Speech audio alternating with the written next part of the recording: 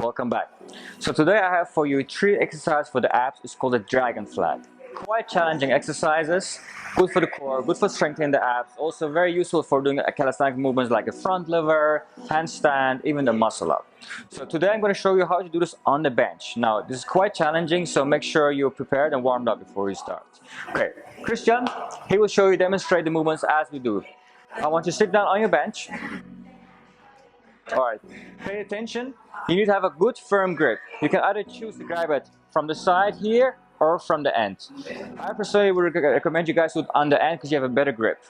The first exercise is called the rolling momentums. It's because we need momentum in the beginning.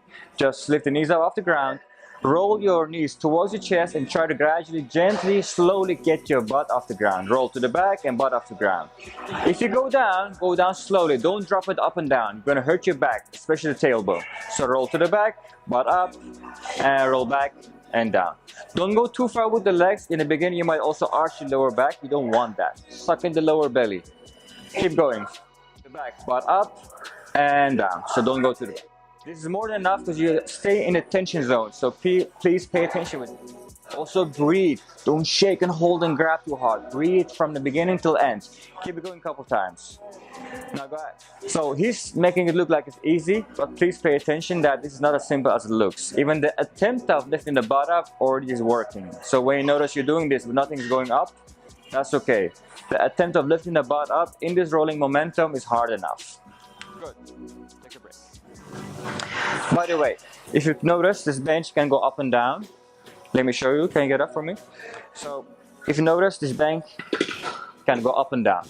Just by keeping it a little bit higher, the range of motion increases, which means it's more difficult for you or more weight come at you. So which means you have to go higher. It's challenging. So you can make it already challenging just by bringing it higher. Imagine going all the way up here. That's really difficult. But let's go right back up to do it again. So you may lie down again. I'm going to show you the negative version. Negative is a way to understand the direction of the movement. It's not to make you stronger, it's to make you understand the direction. Keep that in mind. So roll right back in, kick up all the way up to the ceiling and try to go down slowly, either with the legs straight or legs bent, knees bent, whatever you choose. If you choose legs straight, obviously it's heavier and more challenging. Okay, do it again. Go back up, slowly go down. You can use your hands. By the way, one more important thing is keep the elbows always narrow. The more narrow you are, the better firm grip you have. You can focus more on the body. In the beginning, you might pull from the arms. If you feel the lats, you feel the chest and feel the back because you're pulling, that is normal. Don't be afraid. In time, you'll get strong. Good thing about dragon flags is body weight related, which means that muscle will immediately detect the tension and understand it and accept it as how it is, so you will get stronger in less than a week. Okay, a couple more times. Pull in, kick up all the way up, body straight, and try to go down slowly. You can make it even more challenging by going with a straight body back down, like that. That's even challenging. Don't forget, just like you're standing straight, your body's straight, because you want to also end up in that line, straight body. Okay, you okay? Alright. So, as I mentioned before, you can do this on a bench, also something else. Imagine you don't have a bench. You need something firm and solid, like for example a couch or sofa is not heavy enough. You need heavier weights. Now if you look at here, the dumbbell rack here is quite firm because all the weight will keep it steady. So you can also even do it here. So let's in fact switch over from the bench, do it over here. Alright, here we go. What I want you to do is now pull in the knees. Now as you kick out, you try to kick the hips off the ground. You try to kick your legs out and get the butt off the ground. That's it. And go right back in. Now if you look how he's going up and back, you always end up in the same position. So pull in, kick out and lift the hips up. It's like a hip thrust. And go right back in the same position you started.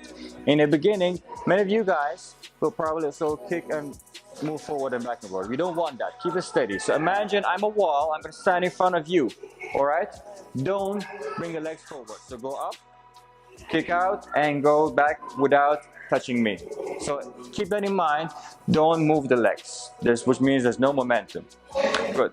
So this is one version. Another version is the high margin. I call the high margin because in the beginning you need momentum. What if I want you to go up without momentum?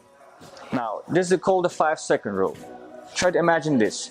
If you're pushing a car, as soon as you start to push the car, you won't immediately go to the front. You won't immediately move the car. You have to keep pushing through for a couple seconds. After a couple seconds, the car will start to move. The same rule will apply here. This is a high margin momentum, which means you go more to the front in a range normally that you will not be able to do this because you need momentum to go to the back. Keep it in this momentum, keep it in this range, elbows narrow. Now you just keep pushing up regardless the outcome. You don't care if you manage to go up. Even the attempt is already working. So try to push it up and without momentum. Notice the knees are not going that way, it stays there. This is very heavy. If you notice it's going already up from the beginning, which means it's not your high margin, so you have to go more that way. If you notice nothing is happening, you're immediately arching your back, then you went probably too far. So try to find a margin that it will be successful. Number one rule, never ever arch your back. My hand should not fit under his lower back. This is incorrect. Push it down, you can try to suck in the lower belly. You can even feel it. If you suck in the lower belly, you will feel a split here. It's like a nice line, like a gap. You should feel that line there. This is the indication that your abs are in. So this is how you finish and this is how you start. So either with momentum or just up and down. Let's try the fire margin again, the 5-second push. Try to go up, suck in the belly, and try to push it up. Now I can still feel that line, which means his abs are in. As it goes down, I can test that my hand does not fit under it, which means there's no towel, no arch. That's very important. Number 2 rule, elbows narrow. If you open up your elbows, you're going to feel a lot of pressure on your joints. That's going to hurt you. In the beginning, when you're not strong enough to hold your carry weight and focus on the abs, you will pull mostly from the arms. With the elbows open, this is not healthy for you. So shoulders in, elbows narrow. Number 3. Don't put too much weight on your neck, so don't do this too much. Just relax your head. Try to put your head down. Put a pillow under it, because otherwise you're going to feel a lot of pulling on the neck. Okay? Number 4, just like number 1, don't freaking arch your back. Important, one of the most important things, because you want to strengthen the core. If you feel areas like the chest, keep in mind that the abdominals go all the way towards the sternum. It's not only this region. So when you feel it there, that is normal because they go all the way to there. So some part of the chest muscles, because there are abs underneath, you can feel it. You'll be just fine. So you can use the bench or something steady and heavy like that. A couch, a sofa is too light.